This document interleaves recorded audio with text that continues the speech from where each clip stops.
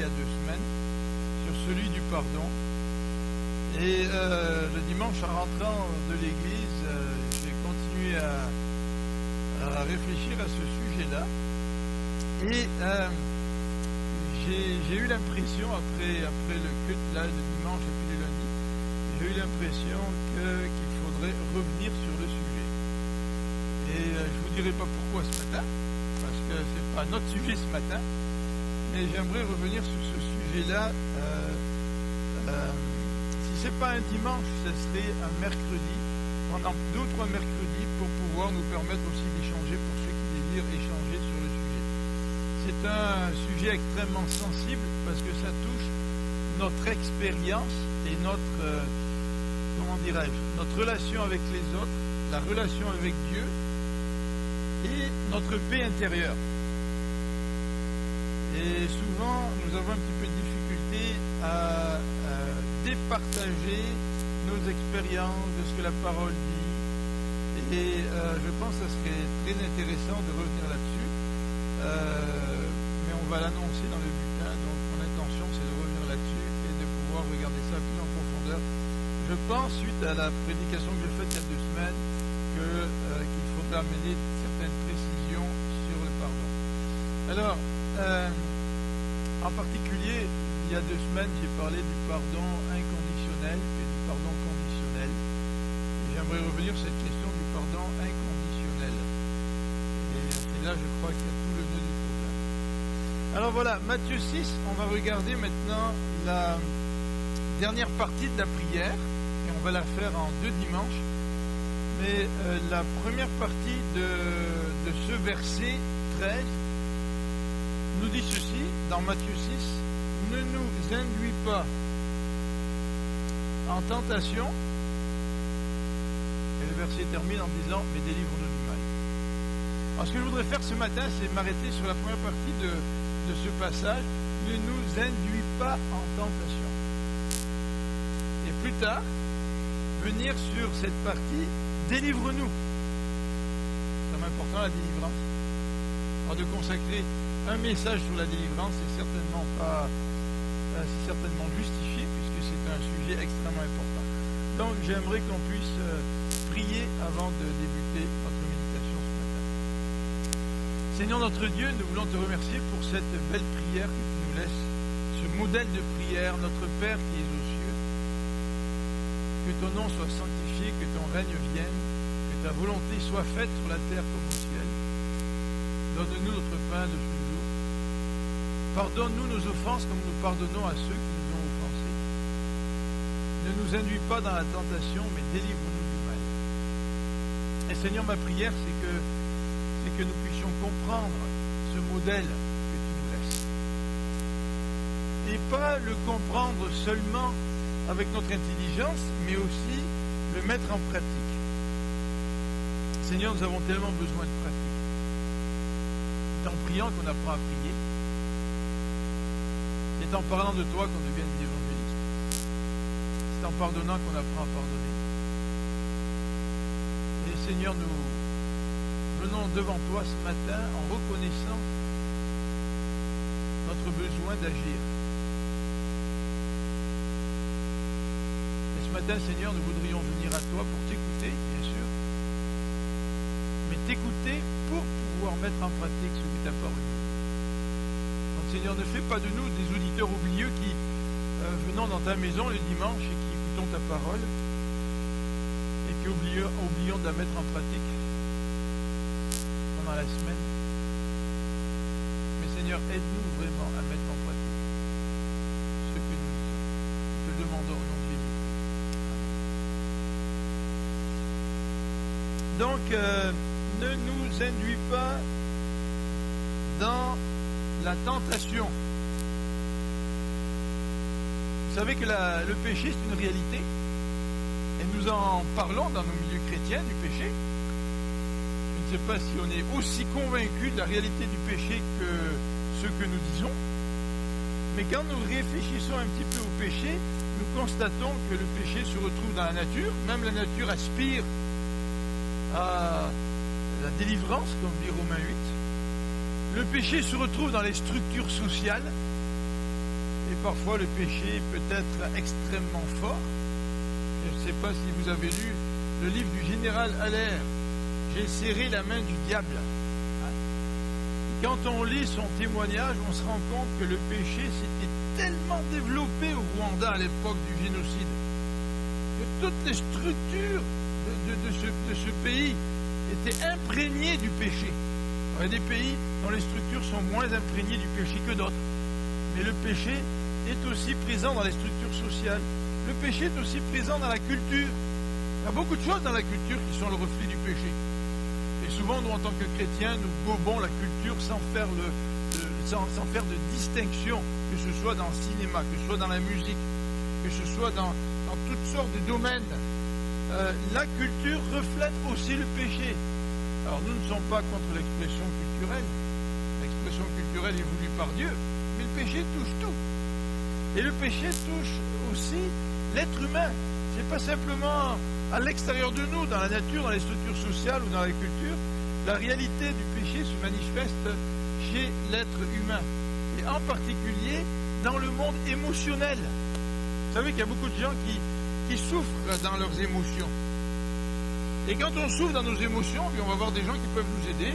Et la coutume dans notre société, c'est d'aller voir des psychologues, des professionnels. Et souvent, nous oublions que même notre monde émotionnel est touché par le péché. Et que même s'il y a des solutions professionnelles dont nous pourrions profiter, il y a aussi cette réalité du péché, puis il faut la traiter, même dans les émotions. Et parfois, l'être humain préfère se sentir bien, même dans son monde émotionnel, mais sans traiter le péché. La réalité du péché se retrouve aussi dans la vie spirituelle, bien sûr. Malheur à moi qui suis un homme pécheur, disait cet homme, en allant prier en présence de Dieu. Et la réalité du péché se manifeste aussi dans le monde intellectuel. C'est pour ça que quand on étudie la Bible, on prie le Seigneur, on dit Seigneur, ouvre mon esprit, ouvre mon intelligence, par ton esprit. Parce que l'être humain, par son intelligence, parce qu'il est affecté par le péché, n'a pas toujours une bonne compréhension de la parole de Dieu. Loin de nous l'idée de glorifier nos capacités intellectuelles. Et pour toutes ces raisons, je crois, nous avons besoin de prier pour notre protection. Et c'est la raison pour laquelle Jésus inclut dans cette prière ces paroles, ne nous induis pas en tentation. Jésus connaît très très bien la réalité du péché. C'est le péché qu'il a cloué à la croix. Et le Christ est venu pour vaincre le péché, pour nous donner le salut, nous donner le pardon, par sa mort et par sa résurrection. Alors regardons ensemble la réalité du péché de manière un peu plus précise, et regardons aussi comment résister au péché, puisque la prière de Jésus, c'est certainement le fruit du désir de l'enfant de Dieu, de celui qui appartient au royaume de Dieu, à ne pas tomber dans la tentation. On ne prie pas, ne nous induis pas dans la tentation si on n'a pas le désir de l'éviter, n'est-ce pas? Si nous faisons cette prière, c'est parce que nous voulons résister à la tentation, et c'est ce que nous allons regarder en deuxième élément. Et puis nous allons terminer sur le sens de cette phrase-là. Ne nous induis pas en tentation. Il y a peut-être des questions qui surviennent à votre esprit en écoutant cette partie de la prière de Jésus. Ne nous induis pas en tentation. On terminera donc en mettant l'accent sur le sens de cette phrase. Donc, premièrement, deux réalités. Deux réalités. Quand on parle de la tentation, il nous faut nous rappeler de deux réalités. La première, c'est que notre ennemi, il est fort. Loin de nous l'idée de minimiser la force de l'ennemi. Vous savez, c'est dans les grandes batailles militaires, si vous minimisez la force de votre ennemi, eh bien, possiblement que cet ennemi-là va en profiter. Vous avez sous-estimé les forces de l'ennemi, et en sous-estimant les forces de l'ennemi, vous ne pouvez pas lui résister comme vous devriez. Donc la parole de Dieu nous dit que notre ennemi est fort, Satan est fort. Vous vous rappelez ces paroles de Pierre en parlant de Satan, nous dit que Satan, c'est comme un lion rugissant. C'est bien beau de voir un lion rugir à la télévision, on l'admire, fantastique, mais c'est loin, hein, ce qui se passe à la télévision, puis nous. Mais Pierre, quand il parle du lion rugissant parlant de l'ennemi, il sait de quoi il parle. Vous souvenez-vous de cet épisode, alors que Pierre dit à Jésus, non, nous on va aller, on te réunira pas, nous, on va être avec toi jusqu'à la fin. Et Pierre, malgré sa bonne volonté, a renié le Christ, frappé auprès du feu. Lorsque la servante le reconnaît en disant, mais toi aussi tu es un disciple de celui qu'on vient d'arrêter, de Jésus. Et Pierre de répondre, non, moi je ne le connais pas, je ne suis pas disciple de Jésus, j'ai rien à faire avec lui. Où est-il son amour, son enthousiasme, cet élan qu'il avait poussé à proclamer sa fidélité envers le Seigneur? Donc l'ennemi est fort. Et l'ennemi n'est pas simplement fort, la Bible nous dit que l'ennemi, il est persistant et il est rusé. L'ennemi a essayé de faire chuter Jésus à 3 reprises. Il a d'abord essayé une première fois, Jésus a résisté. Il a essayé une deuxième fois, Jésus a résisté. Il a essayé une troisième fois, Jésus a résisté. Puis finalement, il a quitté pour attendre un moment plus favorable. S'il y en a un qui est persévérant, c'est bien lui. Peut-être que nous manquons un peu de persévérance dans notre vie chrétienne, mais lui, Satan, il est persévérant. Et c'est lui notre ennemi. Et la Bible dit qu'il n'est pas simplement persévérant, mais il est rusé. Souvenez-vous, dans Genèse, Satan, c'était l'animal le plus rusé. Enfin, quand on compare Satan au serpent, là, dans Genèse, l'expression est utilisée. Il est rusé. Comment tromper des chrétiens si tu n'es pas rusé? Comment tromper quelqu'un qui croit la parole de Dieu, qui croit à la vérité de la parole de Dieu, si tu n'es pas rusé? Et Satan est extrêmement rusé, et c'est un ennemi qui est là pour nous tromper. Et c'est de cette manière qu'il a approché Ève. Il a insinué le doute dans l'esprit de Ève. Est-ce que Dieu a-t-il réellement dit que si tu prends de l'arbre, tu vas réellement mourir? Ben, Dieu, il savait que si tu prenais de l'arbre, tes yeux vont s'ouvrir et tu vas avoir la connaissance du bien et du mal. Donc Satan est rusé, Satan veut tromper. Comment résister à la tentation si nous ne sommes pas convaincus que notre ennemi, il est fort? On pourrait parler toute la matinée sur cet ennemi-là. Mais un deuxième élément extrêmement important, c'est de nous rappeler que nous sommes faibles. Loin de nous l'idée d'être des fanfarons comme Pierre. Et celui qui fanfaronne, c'est celui qui est prêt de tomber. Vous vous rappelez dans Matthieu chapitre 26, Matthieu chapitre 26 nous relate cet épisode, et en particulier au verset 23, Pierre prenant la parole, alors que Jésus leur dit aux disciples qu'il allait être frappé comme leader du troupeau, Pierre prend la parole et lui dit, même si tu étais pour nous une occasion de chute, tu ne seras jamais pour moi. Pierre, il est fort dans l'emploi du jamais, puis il est toujours. Il veut convaincre. Tu sais. C'est un gars qui est spontané, c'est un gars qui est rempli d'émotivité. Et puis quand il parle, tout ça, ça ressort d'autant plus. Mais malgré son caractère, ce qui ressort le plus, c'est sa présomption.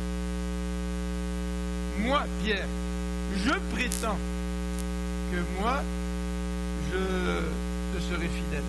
Regardez le verset 35. Le verset 35 nous dit, là-dessus, au verset 35, Pierre lui répondit, même s'il me fallait mourir avec toi, je ne te renierai pas. Et tous les disciples ont dit la même chose, entraînés par Pierre. Il y avait de l'ascendance sur les autres Pierre. Il était capable de motiver les gens. Hein.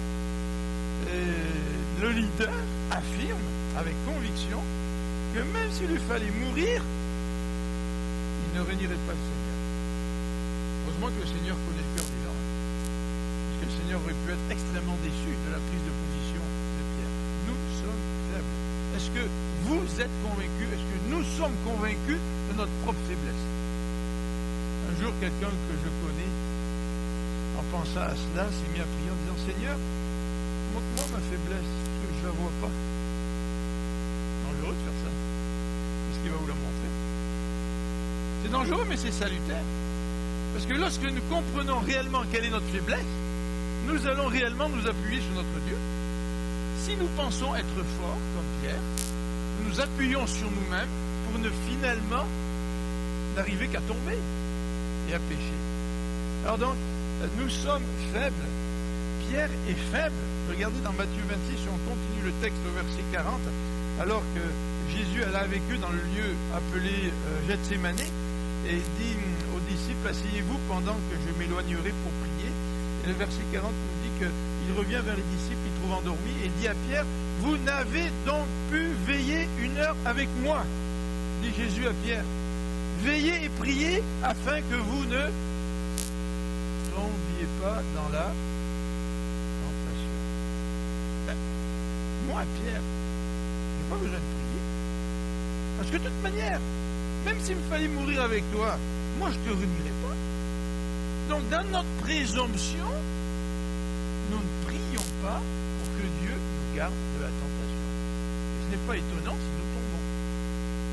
Donc si nous voulons lutter contre la tentation, c'est extrêmement important de nous rappeler que notre ennemi est fort, de nous rappeler que nous sommes si faibles, pas juste faibles, de nous rappeler l'exemple de Pierre. Et vous vous souvenez, dans ce texte, au chapitre 26, dans le même chapitre, la fin du chapitre représente le reniement de Pierre. Pierre était assis dehors dans la cour, une servante s'approcha de lui et lui dit, toi aussi tu étais avec Jésus le Galiléen. Il le nia devant tous en disant, je ne sais ce que tu veux dire. Comme il se dirigeait vers la porte, une autre servante le voit et dit à ceux qui se trouvaient là, celui-ci était aussi avec Jésus de Nazareth. Il le nia de nouveau. Mais là, le reniement de Pierre devient plus sérieux. Parce qu'il le renie de nouveau avec serment. Alors, peut-être qu'il pouvait la première fois faire un demi-reniement, tu sais là. Oh, je ne sais pas qu'est-ce que tu veux dire. Mais non, la deuxième fois, non, je te le jure, je te le promets, je ne le connais pas.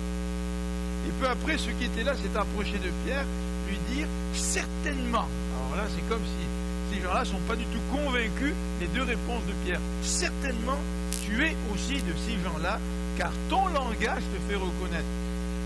Pauvre Pierre, il avait l'accent français, c'est pour ça que les gars de Jérusalem le reconnaissaient. Alors il se mit à faire des imprécations et à jurer, toutes sortes. C'est pas juste un serment là. Là, c'est une avalanche de serments pour faire croire à ces gens-là qu'ils ne connaissaient pas Jésus. Et le texte nous dit, aussitôt le coq chanta, et Pierre se souvint de la parole que Jésus lui avait dit. Avant que le coq chante, tu me renieras 3 fois, et étant sorti, tu pleuras amèrement. J'espère que ce n'est pas votre expérience de tomber et de pleurer amèrement à cause de votre péché. Et peut-être que si c'est le cas, c'est certainement parce que vous n'avez pas pris au sérieux la force de l'ennemi, ni non plus votre faiblesse. Nous sommes faibles. Mais si vous pleurez amèrement, si nous pleurons amèrement, sachons que le pardon de Dieu est pour nous, comme le pardon de Jésus a été octroyé à Pierre après sa résurrection. La parole de Dieu veut nous rappeler ces deux réalités, et pour ce faire, il y a un texte de l'apôtre Paul dans 1 Corinthiens au chapitre 10. Et j'aimerais que vous puissiez tourner avec moi dans 1 Corinthiens au chapitre 10 pour regarder quelques éléments dans ce passage. 1 Corinthiens au chapitre 10, les versets 1 à 12. Paul nous dit, frères, je ne veux pas que vous ignoriez ce qui s'est passé. Paul va faire de l'histoire. Je ne sais pas si vous aimez l'histoire. Moi, j'aime l'histoire. Et un historien chrétien européen, Pierre Chonu, a développé dans sa spécialité l'idée suivante, que l'histoire doit être là pour nous apprendre. Et que nos civilisations, les peuples de la terre, devraient lire l'histoire pour apprendre à ne pas reproduire les erreurs qui ont été faites dans l'histoire. Mais nous sommes des des mauvais étudiants, malheureusement. Et Paul, ici, va développer certains éléments tirés de l'histoire d'Israël. Et il va nous parler de l'expérience du peuple, des versets 1 à 4. Il va dire, nos pères ont tous été sous la nuée. Ils sont tous passés au travers de la mer. Ils ont tous été baptisés à Moïse dans la nuée et dans la mer. Ils ont tous mangé le même aliment spirituel. Ils ont tous bu le même breuvage spirituel, car ils buvaient un rocher spirituel qui les suivait, et ce rocher était Christ. Paul est en train de parler de la présence de Christ dans l'Ancien Testament lorsque le peuple est sorti d'Égypte. Et vous vous souvenez de tout ce qui s'est passé. Vous, peut-être, vous avez déjà réfléchi à cela, puis vous êtes peut-être dit, si moi j'avais été libéré d'Égypte, et que j'avais vu tous les premiers-nés d'Égypte tués, si moi j'avais pu traverser la mer à sec, et en me retournant, si j'avais pu voir toute l'armée des Égyptiens détruite dans la mer, si moi j'avais pu assister à tous les miracles que Moïse avait faits, si moi j'avais pu manger de cette manne, puis j'avais pu manger de la caille, certainement que j'aurais été fidèle à Dieu. Paul est en train de dire ça m'étonnerait ça. Si nous avions été à la place du peuple d'Israël, ça m'étonnerait que nous ayons pu faire mieux qu'eux dans notre marche spirituelle. Donc malgré la belle expérience du peuple, le verset 5 nous dit, la plupart d'entre eux ne furent point agréables à Dieu, puisqu'ils périrent dans le désert. Et le texte va continuer à nous décrire pourquoi ils ont péri dans le désert. Ils ont péri dans le désert parce qu'ils sont idolâtres, au verset 7. Ne devenez point idolâtres. Et quand on parle d'idolâtrie, eh bien l'idolâtrie, c'est pas juste adorer une statue. L'idolâtrie, c'est mettre sa propre personne au centre de sa vie.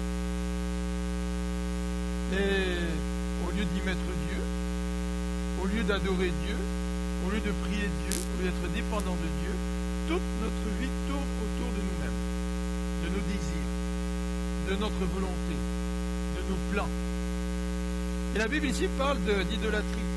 Mais la Bible parle aussi de débauche. Regardez au verset 8, ne nous livrons point à la débauche, comme quelques-uns d'entre eux s'y livrèrent, de sorte qu'il en tomba 23 000 à un seul jour. Et là, ça fait allusion à un épisode dans le livre des Nombres, je crois avec Moab, alors que les enfants d'Israël ont pris des filles de Moab. On appelle ça de la débauche, de l'immoralité. 23 000 personnes. En lisant ça, je me dis, Seigneur, est-ce que nous sommes sensibles à l'immoralité aujourd'hui? Les murmures, au verset 10, ne murmurez point comme murmurèrent quelques-uns d'entre eux qui périrent par l'exterminateur. Et le verset précédent nous parle aussi de l'épisode des serpents dans le désert. La débauche, l'idolâtrie, les murmures, voilà des exemples de l'histoire pour que nous puissions nous rappeler que nous aussi, nous sommes si faibles. Regardez le verset 6. Or, ces choses sont arrivées pour nous servir d'exemple, afin que nous n'ayons pas de mauvais désirs comme ils en ont eu. Et le verset 11 conclut cette petite section en fermant la boucle en quelque sorte. Ces choses leur sont arrivées pour servir d'exemple et elles ont été écrites pour notre instruction à nous qui sommes parvenus à la fin des siècles. À nous, les chrétiens de la Nouvelle Alliance, ces choses-là ont été écrites pour nous rappeler que nous sommes si faibles. J'espère que nous sommes convaincus de notre faiblesse. J'espère. Sans être convaincus de notre faiblesse, nous ne pouvons pas résister à la tentation. Alors comment résister à la tentation? Eh bien, c'est ce que je voudrais vous présenter maintenant de façon générale. Nous savons que nous pouvons résister à la tentation de façon suivante. Alors, j'aimerais là ce matin que vous puissiez vraiment vous rappeler ce qu'on dit. Je sais que certains d'entre vous prenez des notes, d'autres ne les prennent pas, mais j'aimerais vraiment que vous puissiez vous en rappeler, parce que si vous ne mettez pas, si je ne mets pas en pratique ce que la parole de Dieu me dit, je vais être tenté puis je vais tomber. Dans ma prière, je dis tout à l'heure, on apprend à prier en priant. On apprend à résister à la tentation en résistant à la tentation. Mais comment est-ce que vous résistez à la tentation? Est-ce que vous avez une méthode pour résister à la tentation? Comment vous faites pour résister à la tentation? Est-ce que vous luttez contre la tentation? Ou est-ce que vous dites, comme le gars qui est devenu adultère, je ne sais pas comment c'est arrivé, je me suis mis à aimer cette femme. Vous savez, cette autre femme-là, je ne sais pas comment ça m'est arrivé, ça m'est tombé dessus. C'est l'amour, ça vient, ça repart, ça dépend du vent, ça dépend des circonstances. On ne sait jamais, on est la proie de Cupidon. Puis Cupidon pour nous conduire sur des chemins inconnus ou imprévisibles. Voyons donc. Lorsque nous péchons, lorsque nous sommes adultères, lorsque nous tombons dans la tentation, c'est parce que nous n'avons pas pris au sérieux ce que Jésus nous dit. C'est tout. Alors comment de façon générale résister à la tentation? Eh bien, avoir un partenaire de prière. Est-ce que vous avez un partenaire de prière? Et est-ce que vous êtes tenté? Et lorsque vous êtes tenté, est-ce que vous partagez avec ce partenaire de prière en disant, écoute, là moi, j'ai des tentations en tel domaine, je voudrais que tu pries avec moi. Vous savez, quand on est deux à prier, déjà c'est plus sérieux. Est-ce que nous avons un partenaire de prière? Est-ce que nous capitalisons sur le fait que notre conjoint est chrétien? Vous savez, dans notre famille chrétienne, on ne prie pas nécessairement toujours en couple. Et pourtant, Dieu nous donne la grâce d'avoir un conjoint qui est chrétien. Alors, il nous donne cette grâce-là pour quelle raison? C'est pour que nous puissions être un tandem. Mais malheureusement, dans notre relation de couple, nous n'avons pas toujours cette intimité à laquelle le Seigneur nous appelle. Alors, nous n'avons pas toujours cette liberté spirituelle de nous ouvrir, ou de parler de notre tentation avec notre épouse, notre époux. Et par conséquent, nous nous privons de l'aide d'un partenaire de prière qui peut nous aider et nous soutenir dans nos combats.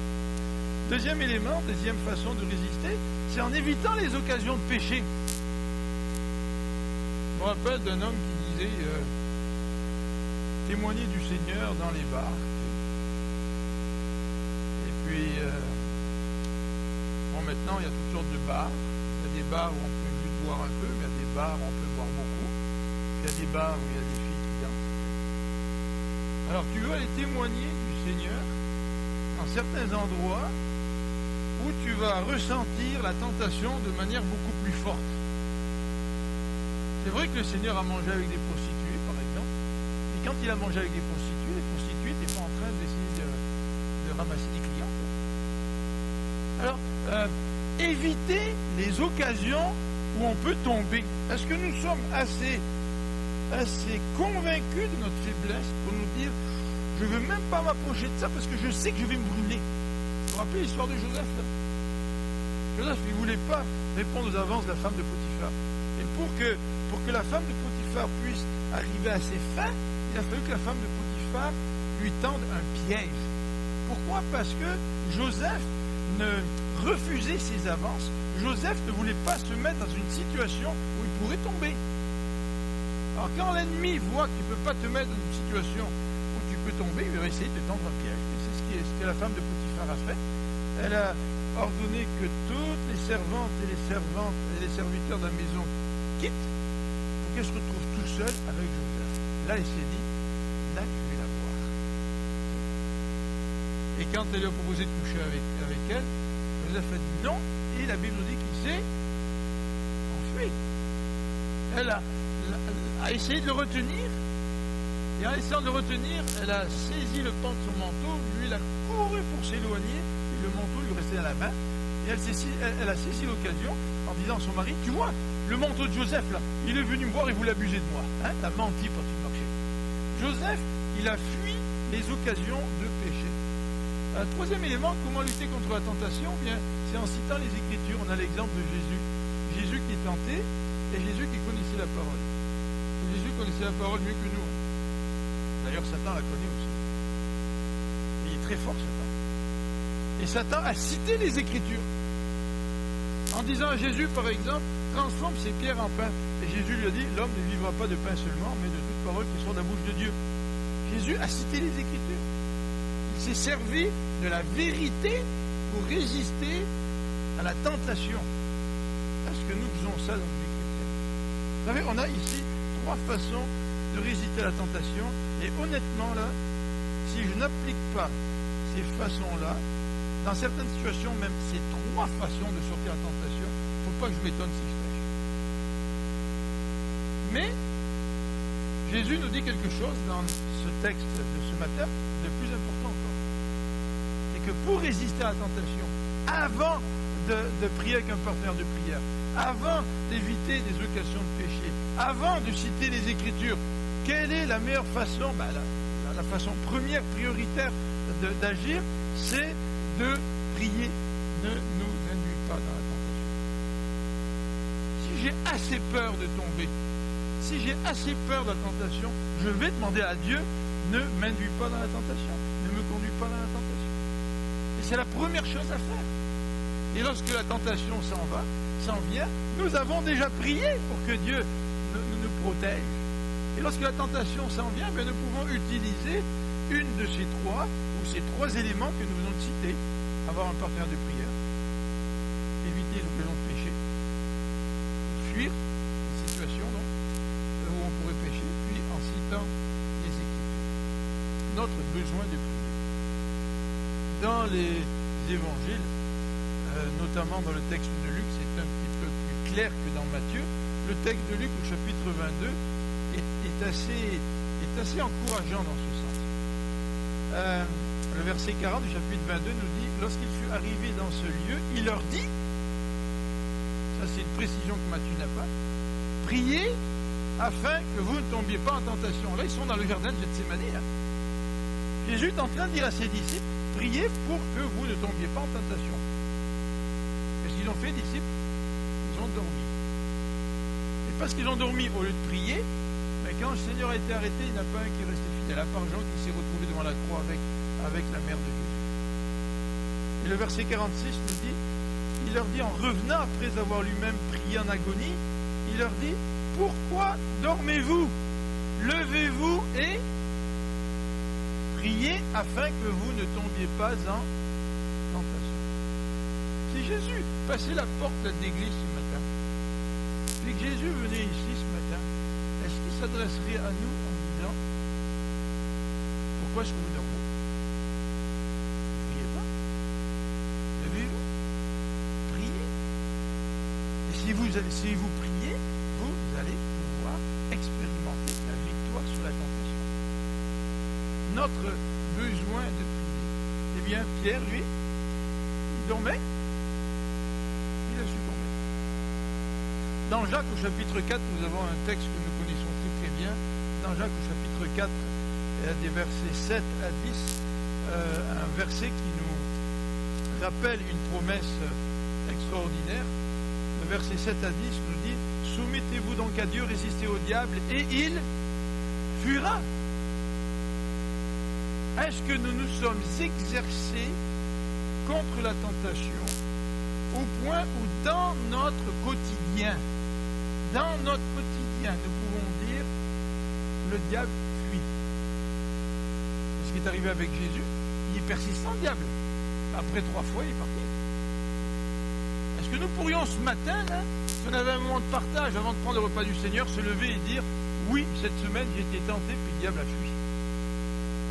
Ou est-ce que ce matin, nous nous lèverions en disant, j'ai été tenté, mais j'ai succombé. Regardez le verset 8, cette belle promesse. Approchez-vous de Dieu et il s'approchera de vous. Ça, c'est une promesse, ça. Nous voulons la victoire dans notre vie chrétienne. Approchons-nous de nous, approchons-nous de Dieu. Résistez au diable, il va fuir loin de nous. Alors regardons un petit peu 3 éléments dans ce texte de Jacques pour pouvoir obtenir la victoire, pour résister à la tentation. Le premier élément, le verset 7 nous dit « Soumettez-vous à Dieu ». Qu'est-ce que ça veut dire, se soumettre? Ça veut dire que j'accepte l'autorité de Dieu dans ma vie. Vous vous rappelez, il y a un gars qui est venu voir Jésus. Il a dit à Jésus, moi j'ai des soldats, je leur dis va, il va, je dis viens, il vient. Et puis il dit à Jésus, un seul mot tu peux guérir. Jésus l'a dit, j'ai pas rencontré une foi aussi grande en Israël. Vous vous rendez compte? Ce soldat avait compris ce que c'était la soumission. Et si, moi je ne suis pas un bon français, vous savez, là. Vous voulez me taquiner avec la France, là, mais je ne suis pas un bon français. René va dire c'est catastrophique ce qu'il est en train de dire Philippe. Mais quand, vous savez, quand j'ai eu 18 ans, je devais partir sous le drapeau, c'est-à-dire être un soldat. Je ne voulais pas être un soldat. Ça ne m'intéressait pas, moi, de rentrer dans l'armée, d'être soumis à tout un système, une hiérarchie. Et puis on pouvait partir entre 18 ans et 22 ans. On choisissait. Et comme moi j'ai étudié, je ne suis pas parti. À 22 ans, ils m'ont dit, là c'est le temps de partir. À moins que tu veuilles finir un cycle d'études. Et il manquait 1 an pour terminer un cycle d'études. Alors ils m'ont dit, on te donne 1 an de plus. Alors, j'avais 1 an de répit jusqu'à 23 ans. Et je me suis dit, la seule manière d'éviter l'armée, là, c'est de faire un enfant. Ça marche.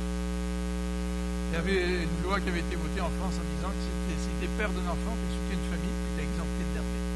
Alors le Seigneur nous a bénis avec Sébastien, il m'a exempté de l'armée. Alors oui, c'est utile d'avoir un enfant.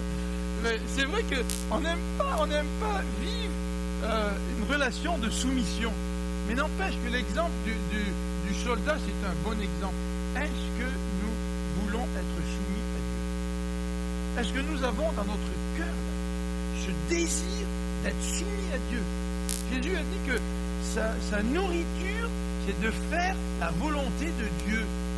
Vous vous rendez compte, la nourriture, c'est ce qui nous permet de vivre. C'est essentiel. Jésus voulait être soumis à son Père. Le deuxième élément pour résister dans le cadre de Jacques, c'est de se purifier. Le texte nous dit ici, approchez-vous de Dieu, il s'approchera de vous, nettoyez vos mains pécheurs, purifiez vos cœurs. Je n'insisterai pas là-dessus, mais je vous encourage à méditer là-dessus. Est-ce que nous vivons une vie où nous nous purifions jour après jour? Et le troisième élément, c'est celui de l'humiliation. Soyez dans le deuil, soyez dans les larmes. Humiliez-vous devant le Seigneur et il vous combien c'est dramatique à des gens qui veulent s'élever. Et Pierre lui-même il a dit que Satan c'est comme un lion rugissant. Il nous dit humiliez-vous devant Dieu. Et les gens qui veulent s'élever eux-mêmes, ils vont être brisés. Dit la parole. Dernier élément dans notre texte ce matin, ne nous induis pas en tentation. Qu'est-ce que ça veut dire? Qu'est-ce que ça veut dire ce passage? Ne nous conduit pas dans la tentation. Il y a deux erreurs à éviter. La première erreur, c'est celle-ci, c'est de croire qu'en disant ces paroles, ne nous conduit pas dans la tentation, de croire que nous allons être délivrés de la tentation une fois pour toutes, c'est fini. Nous allons être délivrés de toute tentation, c'est pas vrai. C'est pas ça que Jésus veut dire. Jésus ne dit pas qu'à un moment donné, nous pouvons arriver à un stade où nous ne serons plus tentés. Et que Dieu ne nous conduira plus dans la tentation. C'est pas ça que Jésus veut dire. Le deuxième danger à éviter, c'est de penser que Dieu, l'auteur de la tentation, ne nous conduit pas. Donc ça veut dire que Dieu peut conduire. Si Dieu peut nous conduire dans la tentation, ça veut dire que c'est lui qui nous tente. Ben Jacques nous dit, détrompez-vous, au chapitre 1, verset 13, Dieu ne tente personne. Alors qu'est-ce qu'il veut dire Jésus dans ces paroles? Pourquoi Jésus est en train de dire ne nous induis pas en tentation? C'est comme s'il disait à Dieu, Dieu ne fait pas ce que tu ne fais pas. Ben, c'est pas logique ça. Dieu ne me conduit pas dans la tentation, mais je sais que tu ne le fais pas. Alors qu'est-ce qu'il veut dire Dieu? Qu'est-ce qu'il veut dire Jésus là? Alors dans l'original, vous avez un terme qui est utilisé en grec qui veut dire à la fois peirasmos, ça veut dire tentation, et le but de la tentation, c'est de faire tomber quelqu'un. Donc, ce terme est employé quand Satan tente. Parce que le but de Satan, c'est de faire tomber. Mais le même mot qu'on traduit par tentation, il est traduit aussi, notamment dans Jacques, c'est le même mot, hein. Peirasmos, un seul mot qui veut dire deux choses. Il est traduit par épreuve. Mais la différence avec l'épreuve, c'est que le but de l'épreuve, c'est quoi? C'est de nous faire grandir. Et Dieu permet des épreuves. Alors, les théologiens ont lu ce texte en disant, bon là, on a un mot, tentation, mais qui peut être traduit soit par tentation ou soit par épreuve. Alors, comme on sait que Dieu ne nous tente pas, on devrait traduire le texte ici par épreuve. Ne nous conduit pas dans l'épreuve. Je ne suis pas sûr que cette explication soit satisfaisante. Parce que Jésus parle vraiment de tentation dans ce contexte-là. Il ne parle pas nécessairement d'épreuve. Et dans la deuxième partie du verset, il nous dit « Délivre-nous du malin ». Donc le malin ne nous envoie pas des épreuves, le malin nous envoie des tentations pour nous faire tomber. Donc, moi, j'aurais tendance à croire que Jésus met l'accent vraiment sur la tentation, même si le mot peut être traduit de deux façons différentes. Alors, qu'est-ce que fait Dieu quand on lui fait cette prière-là? Ne nous induis pas en tentation. qu'est-ce que fait Dieu? Comment Dieu répond à la prière? Parce que Dieu répond à la prière. Si Jésus nous demande de prier, c'est parce que Dieu répond. Dieu répond de 2 ou 3 façons différentes. La première façon, c'est qu'il nous épargne la tentation. C'est vrai, tu peux dire à Dieu, Seigneur, épargne-moi la tentation. Amen. Ne lui fais pas cette prière si toi tu cours les endroits où tu peux être tenté. Là, c'est une contradiction. Mais sous-entendu, nous fuyons la tentation, puis nous disons à Dieu, épargne la tentation. Et oui, dans certains cas, Dieu va épargner la tentation. Vous savez ce que j'ai souvent dit, c'est que le fait que nous sommes chrétiens, et que nous sommes élevés dans une famille chrétienne, que nous fréquentons une église où il y a des chrétiens, Dieu nous épargne bien des tentations. Bien des tentations. Et il répond à cette prière. Quand nous marchons avec lui, quand nous sommes en relation avec lui, et que nous sommes conscients de notre faiblesse, puis nous suivons l'exemple de Jésus, nous prions régulièrement, Seigneur, ne nous induis pas en tentation, mais délivre-nous du mal. Dieu répond. Et moi, je dis toujours que si je n'avais pas été chrétien, je ne sais pas où est-ce que je serais aujourd'hui. Peut-être que je serais dans une situation familiale complètement différente. J'aurais certainement été infidèle à Dieu dans bien des domaines de ma vie. Et je sais que ce que nous sommes aujourd'hui, nous le sommes par la grâce de Dieu. Parce que Dieu répond et que bien souvent, il nous épargne la tentation. Mais Dieu peut répondre aussi en permettant la tentation. Dans certaines situations, nous ne savons pas pourquoi, nous avons été tentés. Et malheureusement, nous sommes tombés.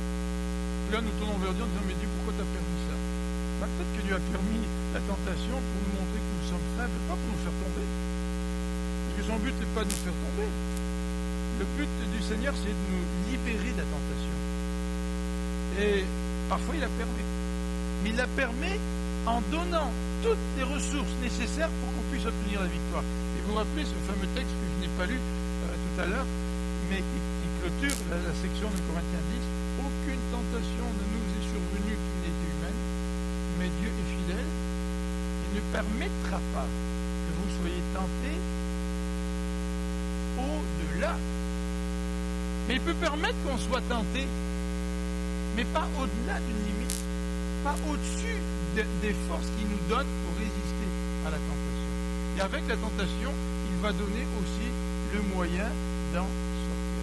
Est-ce que vous êtes impliqués dans un combat contre la tentation? Est-ce que nous sommes impliqués dans un combat contre la tentation? Je ne connais pas vos vies. Je connais la mienne déjà pas mal. Et je sais que dans certains cas, je dois avouer que je ne suis pas assez impliqué dans ce combat contre la tentation. Et quand je ne suis pas assez impliqué, je tombe. Mais quand je prends la tentation au sérieux, je prends en tentation ma faiblesse, je prends ma faiblesse au sérieux, je prends l'ennemi au sérieux, je prends au sérieux ce que Christ nous dit, bien, je suis impliqué dans un combat contre la tentation, et grâce à Dieu, le Seigneur me donne la victoire. Rappelez-vous le soutien de Jésus. Dans Hébreux 4, au verset 15, il nous est dit que le Seigneur lui-même est un souverain sacrificateur. Mais c'est un souverain sacrificateur qui peut compatir à nos faiblesses. Parce qu'il a été tenté comme nous en toutes choses. J'aime bien l'expression toutes choses. Peut-être que nous, aujourd'hui, on pense que certaines de nos tentations, Jésus ne les a pas eues. C'est vrai quant à l'aspect extérieur de la tentation. La tentation, elle commence ici. Là. Et Jésus a été tenté comme nous en toutes choses, mais sans commettre de péché. Quel exemple, quel encouragement. Dieu va répondre à nos prières si nous lui demandons, Dieu, notre Papa, toi qui nous aimes, ne nous induis pas en tentation. Si nous avons cette conviction que nous sommes si faibles, bien le Seigneur va répondre à notre prière. Prions sans présomption. Le verset 15 nous encourage dans Hébreu. Approchons-nous donc avec assurance du trône de la grâce, afin d'obtenir miséricorde et de trouver grâce pour être secourus dans nos besoins. Moi je pense aux besoins physiques, aux besoins d'argent, payer mon hypothèque. Oui, mais c'est pas fait le besoin physique. Dans tous nos besoins. Et dans la tentation, nous avons besoin d'être secourus. Et le Seigneur nous encourage à nous approcher du trône de Dieu dans la prière en lui disant « Ne nous induis pas dans la tentation ». J'aimerais terminer avec un petit exemple tiré de Charles Spurgeon qui a été repris dans le livre de Kent Hughes et puis dans le petit livre aussi de Philippe Ryken sur la prière de Jésus. Charles Spurgeon raconte l'histoire de deux réformateurs anglais qui étaient condamnés à mourir. Condamnés à mourir au temps de la reine Marie. Et un de ces deux condamnés, alors qu'ils attendaient dans le cachot, s'est tourné vers l'autre en lui disant « Écoute, moi, ça ne me fait rien de souffrir pour le Seigneur. Je suis tellement enraciné dans l'Évangile que le Seigneur sait que jamais je ne le renierai. » Et son compagnon de prison dans le même cachot était en train de trembler et il a partagé à son compagnon comment il avait peur du feu, peur de la souffrance, et qu'il avait des grands tourments. Et il a commencé à pleurer parce qu'il avait peur de renier son Seigneur face au bûcher. Il a passé beaucoup de temps dans la prière, dans ses faiblesses, à crier à Dieu pour que Dieu lui donne de la force. Et lorsque les deux sont sortis du cachot et qu'on les a amenés près du bûcher, le premier, qui avec tant de conviction a prétendu ne pas avoir peur du feu, a renié son Seigneur. Et le deuxième, qui vivait dans la peur, qui a passé la nuit dans la prière, dans les larmes, en disant à Dieu, j'ai tellement peur que